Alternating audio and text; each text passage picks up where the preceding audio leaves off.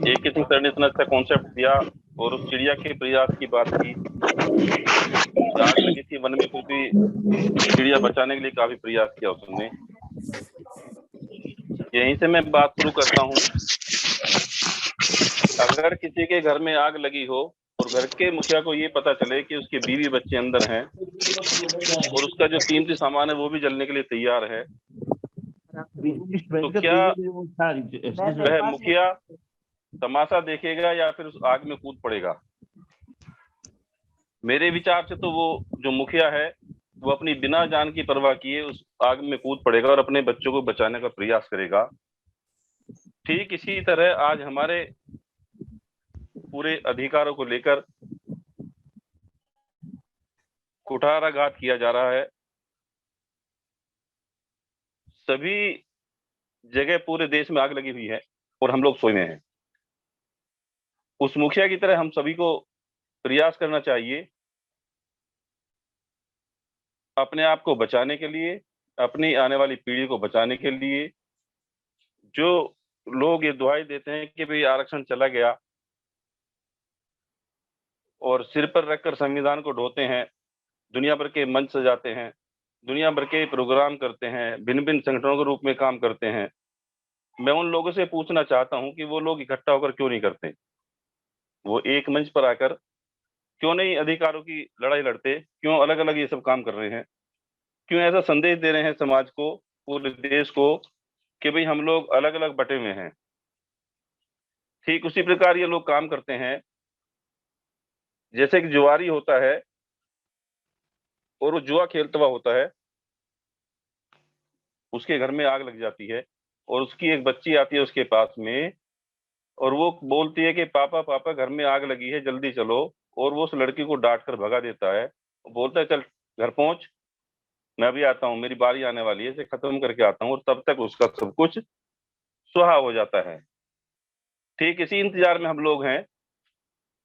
हम ये इंतजार कर रहे हैं कि कब तक हम लोग जो है झाड़ू और हंडिया हमारे गले में आ जाएगा। हम लोगों को शर्म आनी चाहिए। बाबा साहब ने इतनी मशक्कत के बाद, इतने त्याग और तपस्या के बाद इस स्थिति में पहुंचाया और आज हम लोग क्या कर रहे हैं? जो मिशन बाबा साहब ने हमको दिया, जिस मिशन को हमें जन जन तक, गांव गांव तक, अपने सभी युवाओं तक उसको पहुंचाना था, लेकिन हम उसको पहुंचाने में नाकाम रहे। और इसके पीछे हमारा स्वार्थ, हमारा अहम, हमारी सुख सुविधा, हमारे ऐशो आराम, वो सारी चीज जो चकाचौंध करने वाली थी, हम उनमें उलझ कर रह गए। हमने ये जिम्मेदारी नहीं समझी कि भाई बाबा साहब ने जिस मिशन की बात की थी कि भाई इस मिशन को बचा कर रखना और पीछे मत जाने देना, आज हमने धीरे धीरे करके सब कुछ गंवा दिया। कुछ भी शेष नहीं बचा है। जो थोड़ा बहुत एक कोने में बचा हुआ सामान है, अगर हम प्रयास करें तो उसे बचा सकते हैं। जले हुए सामान को पुनः उस स्थिति में नहीं ला सकते, लेकिन रिपेयर कर सकते हैं। कुछ तो हासिल हो जाएगा। उसके लिए हम लोगों को जुड़ना होगा, समन संघ से जुड़ना होगा, जुड़कर इकट्ठा करना होगा, अपनी ताकत को बढ़ाना होगा, तभी हम उसमें कामयाब हो सकते हैं। नहीं तो ये उम्मीद ना करें कि भाई हमारा आरक्षण बचा रहेगा। आरक्षण तब बचेगा जब आपके विभाग बचेंगे। विभाग सारे प्राइवेट कर दिए गए हैं, वो प्राइवेट हाथों में चले गए हैं। आपका आरक्षण सुरक्षित है, लेकिन आपके पद नहीं है। आप लड़ाई लड़ोगे सरकारी विभागों के ऊपर, वो सरकारी रहेंगे नहीं, तो आप आरक्षण की लड़ाई लड़ेंगे नहीं। नौकरी आपकी खत्म। नई शिक्षा नीति लागू हो चुकी है। जिस शिक्षा को पढ़कर, जो शिक्षा लेकर बाबा साहब ने लड़ाई लड़ी, पूरे विश्व में टॉप पर रहे, और आज वो शिक्षा हमारी खत्म की जा रही है। क्योंकि दुश्मन को पता है जो व्यक्ति शिक्षित होगा वो सवाल भी करेगा, जवाब भी करेगा, तर्क भी देगा, तर्क भी लेगा और नौकरी की बात भी करेगा। वो फिर ये कहेगा कि भाई मैं पढ़ा लिखा हूं तो मुझे नौकरी भी चाहिए, मुझे अपना रोजगार भी चाहिए। और जब पढ़ा लिखा होगा ही नहीं, उसकी शिक्षा ही खत्म कर दी जाएगी। शिक्षा इतनी महंगी कर दी जाएगी कि भाई वो पढ़ेगा ही नहीं, गरीब का बच्चा पढ़कर आगे बढ़ेगा ही नहीं, तो क्या करोगे फिर? वो सब हमारा धीरे धीरे करके खत्म होता जा रहा है। समाज की रीढ़ तोड़ के रख दी गई है, लेकिन हमारी आंख खुलने को तैयार नहीं है। हम इतने बेशर्म हो चुके हैं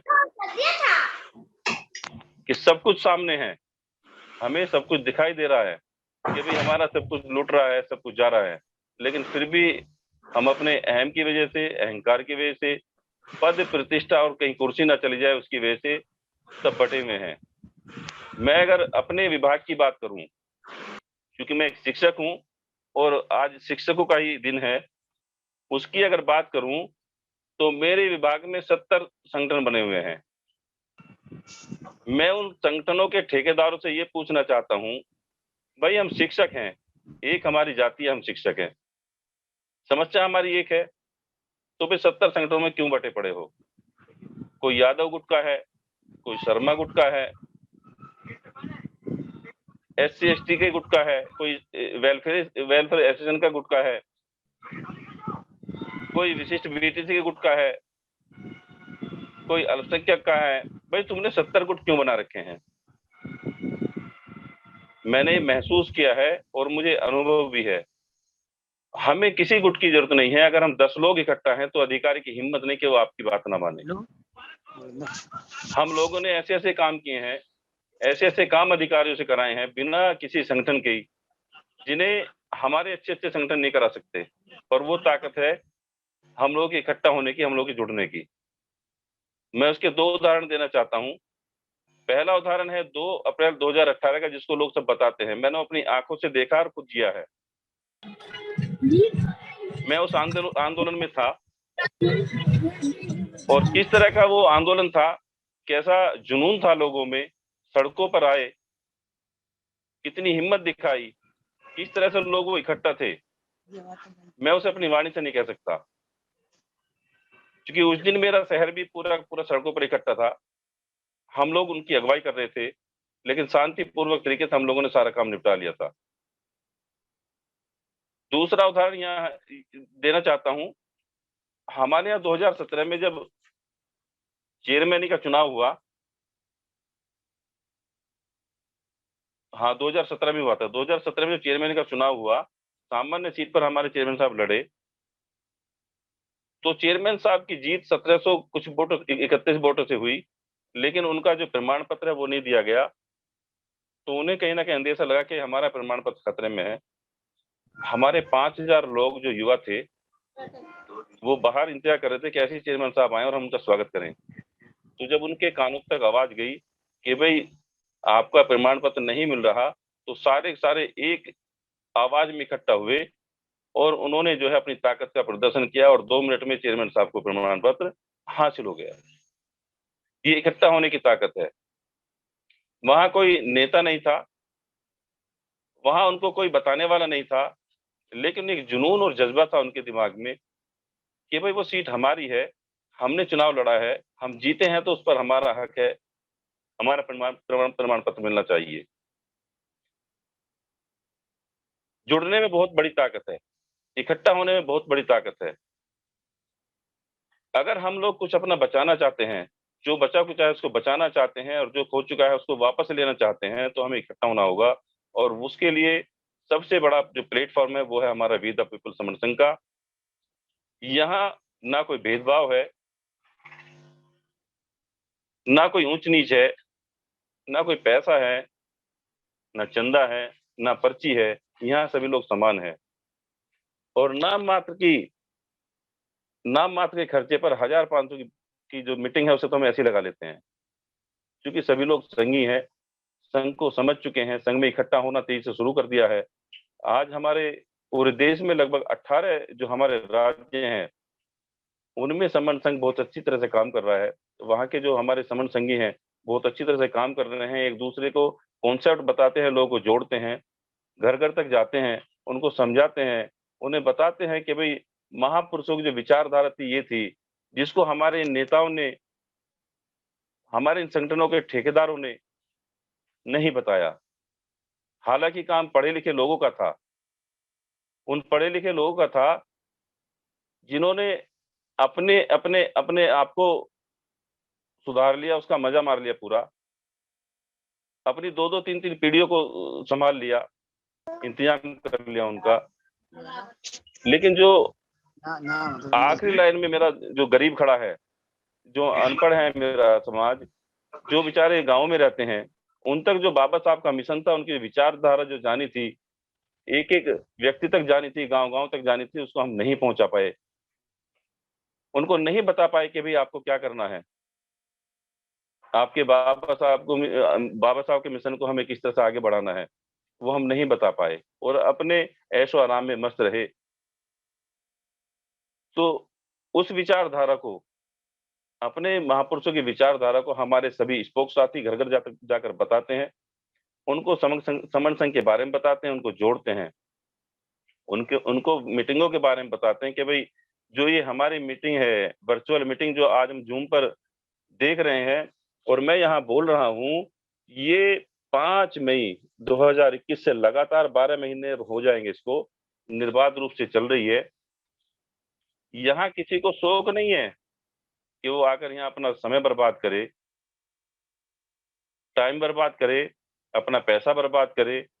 यहाँ ऐसे नहीं जुड़ते लोग बाग, ये वो लोग हैं जिनको समाज की चिंता है, बाबा साहब की का जो मिशन है वो अब इनको सोने नहीं देता, नींद उड़ा दी है, नींद नहीं आती वास्तव में। हम सोच सोच कर परेशान हैं कि हमारा जो बाबा साहब का दिया हुआ था वो सब कुछ चला गया, इसको हम किस तरह से बचाएं। उसी को बचाने के लिए रात दिन यहाँ लोग प्रयास कर रहे हैं, गांव गांव तक जा रहे हैं। दोपहर की गर्मी, अब देखो जून की गर्मी आ जाएगी, अप्रैल चल रहा, भयानक गर्मी है, लेकिन यहाँ फिजिकल मीटिंग भी लगती हैं, लोग बाग उनमें जा भी रहे हैं, आ भी रहे हैं, फिजिकल वर्क भी कर रहे हैं, लोगों को समझाने के लिए, इससे जोड़ने के लिए तो अथक प्रयास कर रहे हैं। जो हमारी मीटिंग लगती हैं उन मीटिंगों में कोई खर्चा नहीं होता, जो थोड़ा बहुत खर्चा होता है वहाँ के जो स्पोक हैं, जो लोकल के स्पोक हैं, वो अपना उठा लेते हैं उसको, दरी का, बिस्तरे का, जो अपना माइक का है, तो माइक भी छोटा ही होता है, ज्यादा बड़ा माइक भी नहीं होता। खाने की समस्या कुछ होती नहीं है, क्योंकि सभी लोग अपने घर से 4-4 6-6 8-8 10-10 पराठे लेकर के आते हैं, वो सारे इकट्ठे होते हैं और सब लोग उनको फिर लंच में बांट कर खाते हैं। वो खाना इतना इकट्ठा हो जाता है कि खाना बच भी जाता है और इतना स्वादिष्ट होता है कि इतना पेट भरकर कोई अपने घर पर नहीं खाएगा जितना वहां लोग खाते हैं। तो बहुत अच्छी मीटिंग अरेंजमेंट की जाती है। भाई क्या जरूरत है हमें किसी के चंदा पर्ची की, क्यों ले हम किससे चंदा पर्ची, क्यों हम 1000 की, 2000 की, 10,000 की रसीद काटें, क्या जरूरत है। आखिर हमें जोड़ने के लिए पैसे की जरूरत नहीं है, हमें लोगों तक जाने की जरूरत है, महापुरुषों की जो विचारधारा है उसको बताने की जरूरत है, महापुरुषों का जो मिशन है उसको बताने की जरूरत है। वही काम हमने किया नहीं, हम अपने चंदे पर्ची में उलझे रहे, अपना भी खर्चा चलाया और अपनी संतानों का भी खर्चा चलाया। खूब अच्छी बढ़िया बढ़िया गाड़ियों में घूमते हैं, अच्छे अच्छे होटलों पे दावत मारते हैं, उन्हें क्या जरूरत पड़ी है। मैं उन नेताओं से पूछना चाहता हूँ जो हमारे एमपी एमएलए हैं, जो 70-75 साल से मजा मार रहे हैं, सांसद बनकर जाते हैं संसद में, विधायक बनकर जाते हैं विधानसभाओं में। भाई जब चुनाव आते हैं तो पब्लिक की जरूरत आपको क्यों पड़ती है। आखिर आपको जब पब्लिक की जरूरत ही नहीं है, उनको उनके मिशन को बताने की कोई जरूरत नहीं है, उनके काम करने की कोई जरूरत नहीं है, तो पब्लिक से क्यों आकर आप इकट्ठा करते हो। भाई बिना पब्लिक के तो वो भी चुनाव नहीं लड़ते, उनको भी चुनाव लड़ने के लिए पब्लिक की आवश्यकता होती है, उनको इकट्ठा करने की आवश्यकता होती है, उनको ताकत दिखाने के लिए लोगों को इकट्ठा करने की होती है। चाहे वो 100 रुपए में लेकर आए, चाहे 300 में लेकर आए, चाहे एक थैली में लेकर आए, चाहे एक बोतल में लेकर आए, लेकिन वो लोग इकट्ठा करते हैं और अपनी ताकत को दिखाते हैं। वो ये एहसास कराते हैं सामने वाले को, देख मेरे साथ में कितनी पब्लिक है। तो मैं सभी से ये जानना चाहता हूँ कि भाई ये जब ये नेता लोग अपने मतलब के लिए आप लोग इकट्ठा करते हैं, और यहाँ तो आपके मतलब की बात हो रही है, यहाँ तो आपके अधिकारों को बचाने की बात हो रही है, आपके संविधान को बचाने की बात हो रही है, आपकी नौकरी को बचाने की बात हो रही है, आपके आरक्षण को बचाने की बात हो रही है, आपकी जान माल को बचाने की बात हो रही है, बहन बेटियों की आबरू बचाने की बात हो रही है। तो फिर क्यों नहीं जुड़ते भाई।